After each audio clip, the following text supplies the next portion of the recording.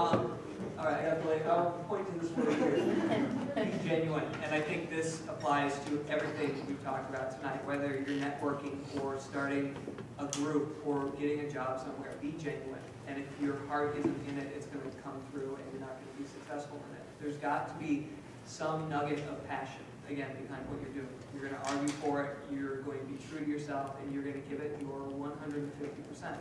Because that's what we all do every day, hopefully. And I think that's what we'd all like to do. We don't want to work in a job we don't like. We want to be creative how we want to be creative.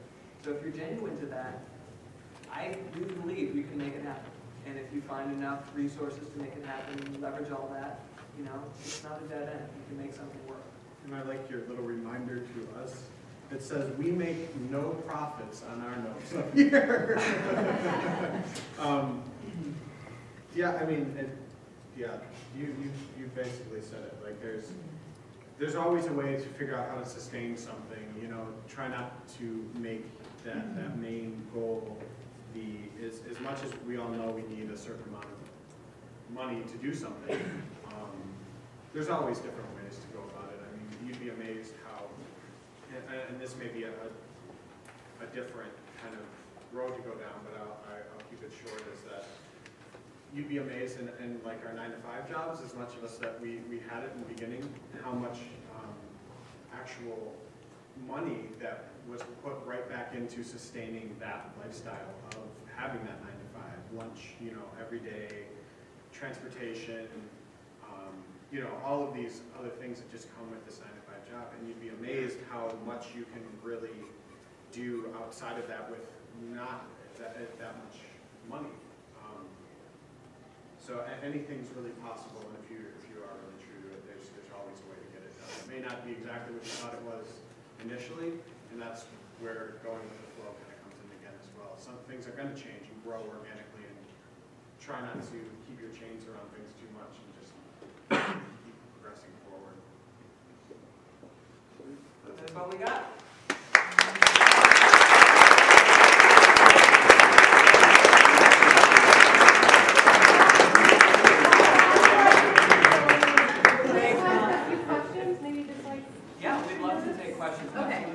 Did we go way long? Like, is it like 9 o'clock at night? No, it's I think we've got time for just before 7. When the blog first started taking off and you guys started getting a lot of traffic on your site, was there like something like where you featured something on the site or maybe Daily being featured? Candy. What's that? Daily Candy. Daily Candy. You were We got featured on posted that? really early on Daily Candy, and that was to this date, that was the biggest single spike we've ever gotten. And what we've noticed is when we get a spike, like we're in Daily Candy or Chicagoist or whatever, we get a spike, Yeah. and then you get like sort of a residual, like you get a spike and then you get a little more traffic sustainable over time. So you get these jumps and you like gather a few more people and you try to keep getting these sparks and your whole number goes up. Yeah. Do you see that as like the beginning of where you just kind of like kept it at that level after that, and then It was such a dramatic difference from what we were having before that. Yeah. Like it made a big impact. Okay. But I think it's the repetition. I think it's putting good content out on the internet and having people link to it. I think there's something like 1,100 people linked to our site. You know, so there's 1,100 value links. That's what Google cares about, and it all helps. But anytime you get a big spike, you get a few thousand people to see your name. It residually has high effects. You know. How'd you guys start out marketing yourself? Sounded what? Start out marketing. Like you put up your site and everything, but how did you attract people to come to your? No, I mean, we all came from advertising backgrounds, so we were very aware of what we had to do, but I mean, the strongest force in our marketing is word of mouth, I think, just to start with, really. Didn't Renegade, though? I mean, the first Renegade in terms, because what Daily Candy posted was something in our store. I believe it was your poster, right? I think it was someone's poster, but again, that word of mouth. You know, we were in the first Renegade Fest. Well, first year we opened, and buzz really created around the products we had, and it immediately drove people to the store. And it was sort of, that was the only marketing we did. We don't take it on. proactively market ourselves, spend any money, but I think because we're all designers and we're all extremely conscious of the way we represent ourselves visually, we have this advantage where if it was like 7, you know, like Plumbers. Yeah, I was about to say that. Yeah.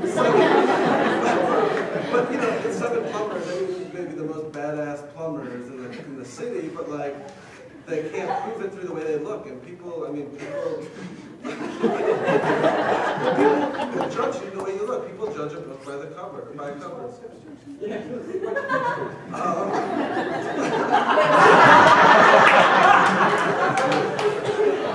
But people judge you on the way you present yourself. So we always have fancy ass marketing materials. We always have, you know, our site looks, you know, it looks polished. It looks like we have, but we trick people.